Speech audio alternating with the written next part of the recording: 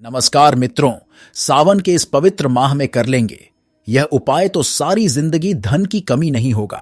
जी हां, मैं जो उपाय बताने जा रहा हूं वह बहुत कम ही लोगों को पता है और जिसको पता है वह आज करोड़पति बैठा है। सावन के कुछ ऐसे उपाय बताने जा रहा हूं जो आप लोगों के सारे समस्या को हर लेगा। सावन का यह पवित्र माह भोलेनाथ को समर्पित होता है और इस माह में जो भी भक्त भगवान महादेव की सच्चे मन से उनकी कामना करते हैं तो भोलेनाथ स्वयं उनसे मिलने आते हैं। चाहे वो गरीब व्यक्ति बनकर आए या किसी भी रूप में आए, लेकिन आते जरूर है, क्योंकि सावन के इस पवित्र माह में भगवान भोलेनाथ पृथ्वी पर विराजमान होते हैं। भगवान शिव को बेलपत्र परम प्रिय है, यह बात तो सभी को पता है। लेकिन क्या आप जानते हैं भगवान शिव के अंशावतार हनुमान जी को भी बेलपत्र अर्पित करने से प्रसन्न किया जा सकता है और लक्ष्मी का वर पाया जा सकता है। घर की धन दौलत में वृद्धि होने लगती है। अधूरी कामनाओं को पूरा करता है सावन का महीना। शिव पुराण अनुसार सावन माह के सोमवार को शिवालय में बेलपत्र चढ़ाने से 1 करोड़ कन्यादान के बराबर फल मिलता है।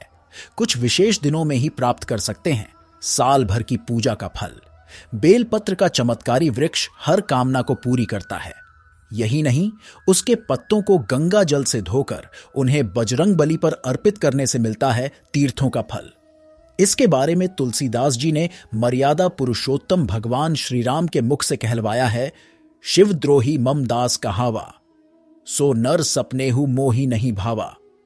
अर्थात जो शिव का द्रोह करके मुझे प्राप्त करना चाहता है वह सपने में भी मुझे प्राप्त नहीं कर सकता।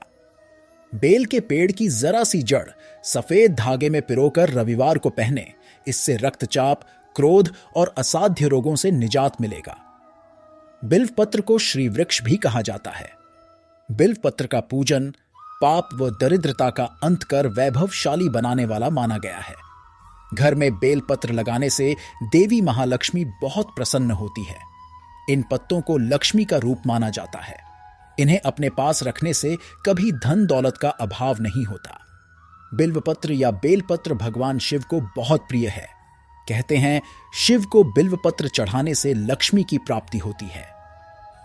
बिल्वपत्र पेड़ की पत्तियों की खासियत यह है कि ये 3 के समूह में मिलती है।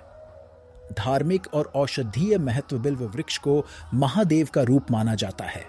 ऐसी मान्यता है कि बिल्व वृक्ष के जड़ में महादेव का वास रहता है, इसलिए इस पेड़ की जड़ में महादेव की पूजा की जाती है। इतना ही नहीं, कहते हैं बिल्व वृक्ष को सींचने से सभी तीर्थों का फल मिल जाता है। हालांकि बिल्व पत्र को हमेशा नहीं तोड़ सकते। शिव उपासना के प्रमुख दिन सोमवार को बिल्व पत्र नहीं तोड़ना चाहिए। चतुर्थी, अष्टमी, नवमी, चतुर्दशी और अमावस्या को बिल्व पत्र नहीं तोड़ना चाहिए। किसी माह में संक्रांति के दिन भी बिल्वपत्र तोड़ना उचित नहीं है। अगर इन तिथियों में शिव पूजा में बिल्वपत्र की आवश्यकता हो तो उसके लिए यह नियम है कि आप शिव पूजा में उपयोग किए गए बिल्वपत्र को फिर से धोकर शिव को अर्पित कर सकते हैं। पूजा में महत्व बिल्व वृक्ष या बेल का पेड़ हमारे लिए एक उपयोगी वनस्पति है जो हमारे कष्टों को दूर करता है। भगवान शिव को बिल्व वृक्ष की पत्तियां चढ़ाने का अर्थ यह होता है कि जीवन में हम भी लोगों के संकट में उनके काम आए। दूसरों के दुख के समय काम आने वाला व्यक्ति या वस्तु भगवान शिव को प्रिय है। औषधीय गुण बिल्वपत्र का सेवन त्रिदोष यानी व वायु, ताप, शीत व पाचन क्रिया के दोषों से पैदा बीमारियों से रक्षा करता है। यह त्वचा रोग और डायबिटीज के बुरे प्रभाव बढ़ने से भी रोकता है व तन के साथ मन को भी चुस्त दुरुस्त रखता है। बेलपत्र और समीपत्र भगवान शिव को भक्त प्रसन्न करने के लिए बेलपत्र और समीपत्र चढ़ाते हैं।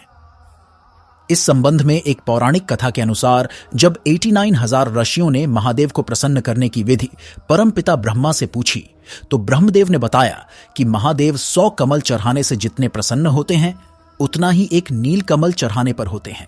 ऐसे ही 1000 नीलकमल के बराबर एक बेलपत्र और 1000 बेलपत्र चढ़ाने के फल के बराबर एक समीपत्र का महत्व होता है। बेलपत्र महादेव को प्रसन्न करने का सुलभ माध्यम है। बेलपत्र के महत्व में एक पौराणिक कथा के अनुसार एक भील डाकू परिवार का पालन पोषण करने के लिए लोगों को लूटा करता था। सावन महीने में एक दिन डाकू जंगल में राहगीरों को लूटने के इरादे से गया। एक पूरा दिन रात बीत जाने के बाद भी कोई शिकार नहीं मिलने से डाकू काफी परेशान हो गया। इस दौरान डाकू जिस पेड़ डोच पर छुपकर बैठा था वह बेल का पेड़डेश था और परेशान डाकू पेड़डस से पत्तों को तोड़त कर नीचे फेंक रहा था। डाकू के सामने अचानक महादेव प्रकट हुए और वरदान मांगने को कहा। अचानक हुई शिव कृपा जानने पर डाकू को पता चला कि जहां वह बेलपत्र फेंक रहा था उसके नीचे शिवलिंग स्थापित है। वीडियो पसंद आए तो चैनल को सब्सक्राइब करना और कमेंट बॉक्स में हर हर महादेव जरूर लिखना। जय श्री राम।